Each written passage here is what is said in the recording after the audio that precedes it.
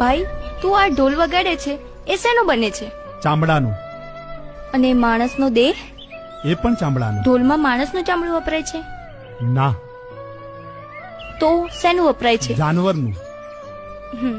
તો એ જનાવરના ચામડાથી બનતો ઢોલ તારા ઘરમાંય છે ને શિવના મંદિરમાંય.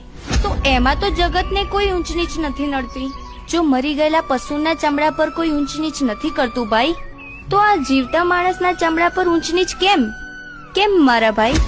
વચન છે મારું કે જ્યાં સુધી હું જગતમાં યાદ રાખવામાં આવીશ ને, ત્યાં સુધી તારું નામ મારા સાથે જોડાયેલું રહેશે ને સમાજને બતાવતું રહેશે કે કર્મ મોટો હોય ને તો માણસ મોટો, બાકી જાતથી મોટો એ રિવાજ ખોટો.